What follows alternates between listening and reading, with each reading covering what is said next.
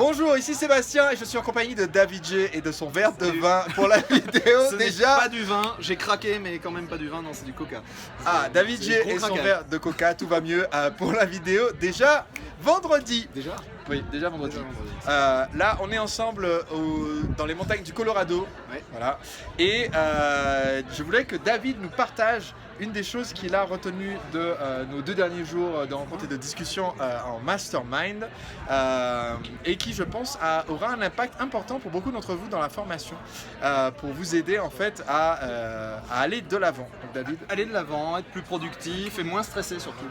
On était en mastermind avec la fabuleuse Michelle Falzon, avec qui j'ai eu l'honneur de bosser en personnel, c'était ma coach. Donc Michelle est une entrepreneure originelle d'Australie. Ouais. Et donc elle a rappelé un de ses modèles, et là j'ai cliqué sur un truc, donc elle a son modèle de créativité, où d'abord on se sature d'informations, ensuite on percole ces informations, et enfin on crée, et puis il faut pas oublier de célébrer, et de se ressourcer, de prendre du temps pour soi. Donc l'idée principale de ce modèle, c'est qu'en fait de dire... quand nous on veut être en tant qu'entrepreneur, créateur, on a tendance à se dire en fait la création consiste en une seule phase, création. Voilà. Non, l'erreur que font tous les créatifs comme nous, c'est de passer de l'infusion, c'est pas infusion, c'est la saturation, de la saturation à la création, et de faire cette boucle de la mort entre infusion, création, infusion, création. Et quand on fait ça, on est face à la résistance créative à plein pot, et c'est comme ça qu'on se téléporte devant le frigo en permanence et qu'on n'y arrive pas, quoi, et qu'on n'avance pas. Donc, attends, je fais donc ce que dit Michel, c'est qu'en fait quand on veut créer, il faut qu'on cherche, on acquiert les informations, qu'on se forme, etc., qu'on se renseigne. Et donc, le cycle du burn-out, c'est de faire se former, créer, se former, créer. Et ce qu'elle dit, c'est qu'en fait, déjà, il faut ajouter à la fin une étape dont on va pas parler aujourd'hui, mais de célébrer ce qu'on a fait et de se ressourcer. Mais surtout, entre les deux, c'est-à-dire entre la partie où on acquiert plein d'infos et la partie où on est créateur, il faut rajouter une étape. Et c'est de celle-là que David va nous parler, l'étape de laisser mijoter en fait. Ouais, c'est la percolation, on laisse la vapeur infuser les grains de café et nous faire du bon café.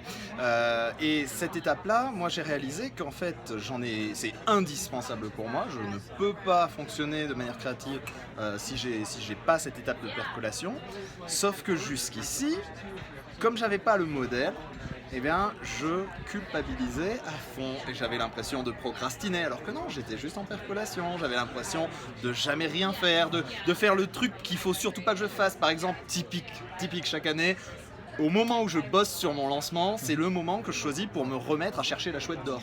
Tu vois, donc la chouette d'or, pour ceux qui ne savent pas, c'est une chasse au trésor organisée. C'est Régis Hauser qui avait fait ouais, c'était un copywriter. Voilà, qui a fait une grande chasse au trésor. Alors le mec, il a planqué une chouette en or sertie de oui, alors l'original est en or et pierre précieuse. Voilà. La copie qui est enterrée, elle est en bronze massif. D'accord. Le mec, il a planqué ça. Il a dit allez, il faut la chercher et il est mort. Voilà. Donc personne ne sait où elle est. Et donc il y a un livre avec des énigmes et ça fait 20. Elle a été enterrée en 92. Voilà. Et donc le processus créatif de David, en fait, c'est de commencer d'abord par acquérir toutes les informations et avant de se mettre sur une table pour écrire le truc ou créer le contenu, j'utilise mon appli de productivité il repart en mode zéro productivité, il cherche la chouette d'or. Et ton appli, c'est quoi? Mon appli de productivité préférée, c'est Netflix. Ah oui, bah bravo. Parce que tu regardes Netflix, tu fais du binge-watching comme tout le monde, et au bout d'un moment, tu te fais tellement chier que du coup, tu passes à la création.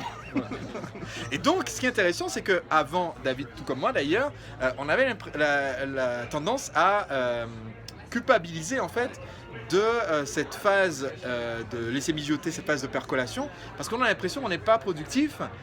On sent pourtant qu'on a besoin de ce temps de repos, mais on n'arrive pas à le justifier. Voilà. J'ai discuté avec d'autres personnes qui sont consultants comme moi, et c'est dur de justifier à un client en disant alors votre projet, j'ai passé 2 jours de recherche pour me documenter, 6 semaines à regarder Netflix et ensuite 25 minutes à faire le plan vous disant quoi faire. C'est difficile de facturer comme ça et d'inclure cette phase dans votre facturation. Mais non, en fait la percolation, il faut l'offrir gratuite. Dans les devis. Ah voilà, c'est l'astuce. Hey. Ah ben voilà, on a eu une guest star mystérieuse. Et donc voilà, ce qui était intéressant, c'est de découvrir non seulement que cette phase elle est essentielle, mais aussi que En fait, elle est justifiée, elle a une fonction. Ouais. Ah oui, complètement. C'est-à-dire qu'on fait un bien meilleur travail quand on percole que quand on essaye de se tenir dans la boucle infernale de saturation, création. On est beaucoup plus efficace du premier coup, beaucoup plus créatif du premier coup. Notre cerveau a fait le boulot en tâche de fond en fait. Donc du coup, j'aimerais vous donner un challenge, parce que chaque vendredi, on fait le bilan de où est-ce que vous en êtes depuis vendredi dernier, où est-ce que vous allez en être d'ici vendredi prochain.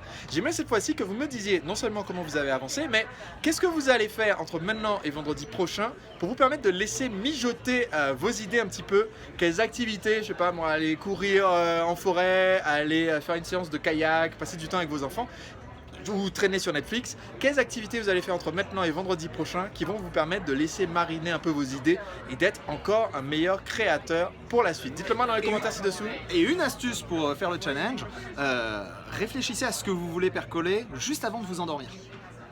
Ah oui, effectivement, parce que quand on dort, après on travaille sur les problèmes. De façon inconsciente, ça a pris gagner du temps. Donc voilà, dites-le moi dans les commentaires ci-dessous et on se retrouve vendredi prochain. Merci David. Salut.